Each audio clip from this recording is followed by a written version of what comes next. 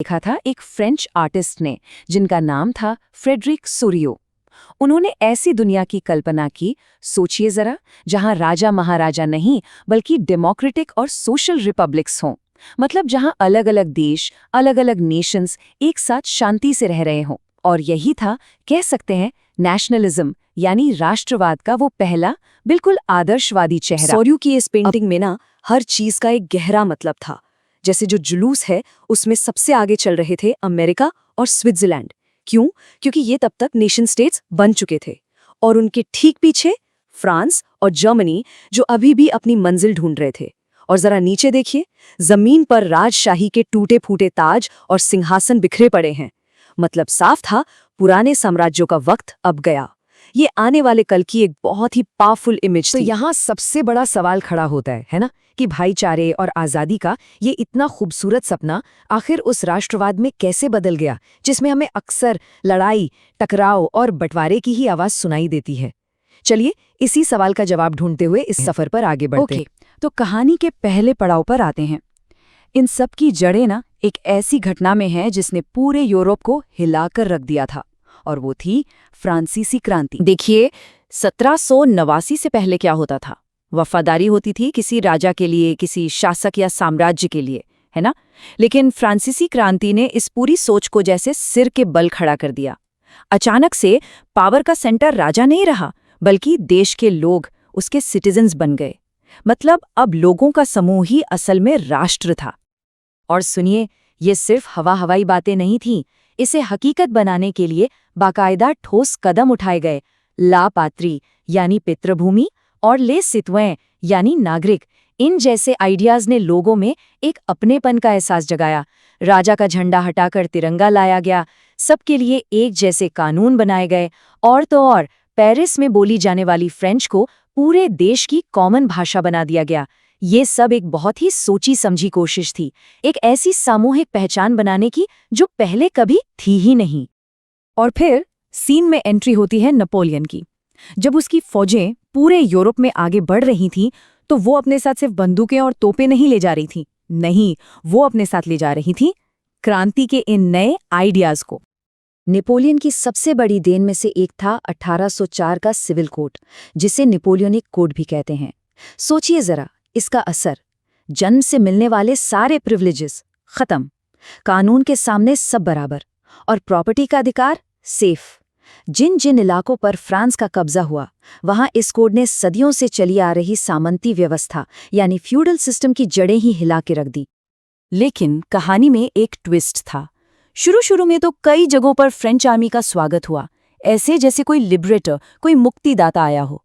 पर ये जो जोश था ना, ये बहुत जल्दी ही दुश्मनी में बदल गया। अब सवाल है, क्यों? क्योंकि लोगों को ये एहसास होने लगा कि इस नए सिस्टम में पॉलिटिकल आज़ादी तो है ही नहीं। ऊपर से बढ़ते हुए टैक्स, सेंसरशिप और फ्रेंच आर्मी में जबरदस्ती की भर्ती, इन सबके सामने वो सारे फायदे फीके पड़ गए। और बस यहीं से 19वीं सदी के यूरोप के सबसे बड़े टकराव की नींव पड़ी। एक तरफ थे राष्ट्रवाद के नए लिबरल आइडियाज और दूसरी तरफ थी पुरानी कंजर्वेटिव राजशाही।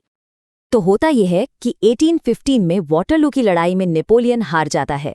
इसके बाद ब्रिटेन, रूस, प्रशिया और ऑस्ट्रिया, मतलब उस वक्त की जो बड़ी ताकतें थीं, वो सब वियना में मिलती हैं।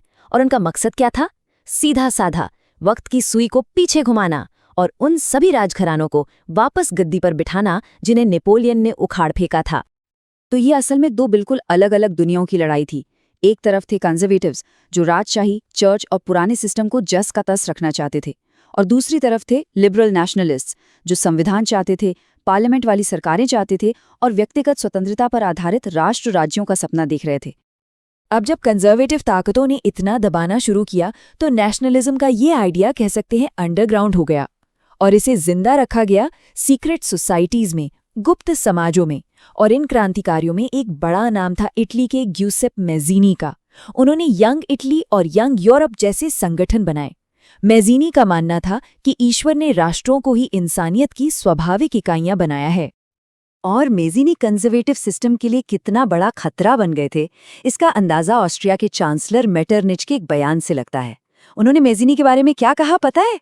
उन्होंने कहा, ये हमारी सामाजिक व्यवस्था का सबसे खतरनाक दुश्मन है। सोचिए, इससे साफ पता चलता है कि राष्ट्रवाद का ये आइडिया कितना पावरफुल हो चुका था। अब कहानी में एक बहुत बड़ा टर्निंग पॉइंट आता है। अब तक जो राष्ट्रवाद आदर्शवादी क्रांतिकारियों के हाथ में था, उसकी कमान अब फिसलकर यथार्थवादी राजनेताओं और जनरलों के हाथ में आ रही थी। देखिए, 1848 में पूरे यूरोप में उदारवादी क्रांतियों की एक लहर सी आई, लेकिन वो ज्यादातर फेल हो गईं। इसके बाद जो रूढ़िवादी ताकतें थीं, उन्हें एक बात अच्छे से समझ आ गई। वो ये कि अगर राष्ट्रवाद को हरा नहीं सकते तो उसे अपने फायदे के लिए इस्तेमाल कर लो, मतलब राज्य की ताकत बढ़ाने और अपना पॉलिटिकल दबदबा कायम करने के लिए। और इस नए अप्रोच का सबसे बड़ा चेहरा था प्रशिया का मुख्यमंत्री ओटो वॉन बिस्मार्क।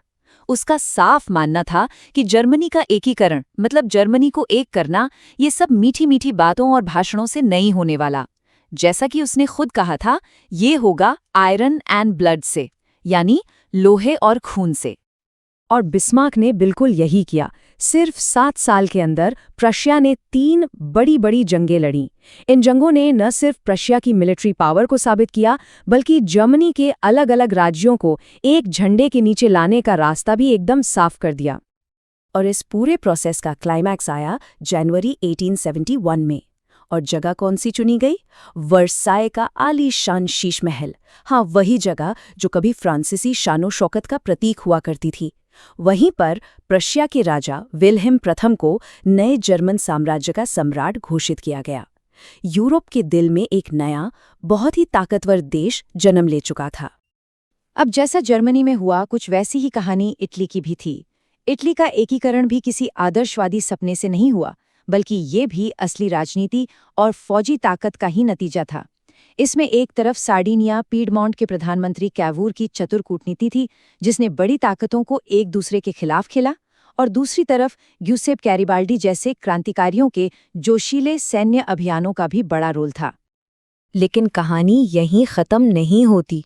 जैसे जैसे सदी आगे बढ़ी, राष्ट्रवाद ने एक बार फिर अपना रंग बदला, और इस बार एकता और आज़ादी का ये विचार एक अंधेरे रास्ते पर मुड़ने लगा था। 19वीं सदी के आखिर तक आते आते राष्ट्रवाद एक बहुत ही संकीर्ण, एक नैरो आइडियोलॉजी बन चुका था।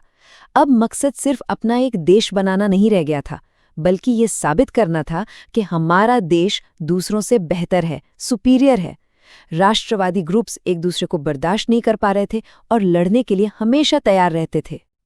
और इसका सबसे विस्फोटक एग्जाम्पल वो था बाल्कन का इलाका। हुआ ये कि ऑटोमन साम्राज्य कमजोर पड़ रहा था, तो वहाँ के अलग अलग जातीय समूह अपनी आज़ादी के लिए लड़ने लगे। और फिर क्या था, रूस, जर्मनी, ऑस्ट्रिया, हंगरी जैसी बड़ी ताकतें भी इस खेल में कूद पड़ी अपना अपना असर जमाने के लिए। नतीजा, ये पूरा इलाका एक बारूद का ढेर बन गया, एक ऐसा पाउडर केग जो बस एक चिंगारी का इंतजार कर रहा था। और ये सब हमें एक आखिरी और काफी परेशान करने वाले सवाल पर लाकर खड़ा कर देता है। क्या फ्रेडरिक सोर्यू का वो भाईचारे और आज़ादी का मासूम सा सपना अनजाने में ही साम्राज्यवाद की रेस और आखिरकार पहले वर्ल्ड वॉर के भयानक सपने की वजह बन गया? राष्ट्रवाद की विरासत बहुत उलझी हुई है, और ये एक ऐसा सवाल है जिसका जवाब आज भी तलाशा जा रहा है।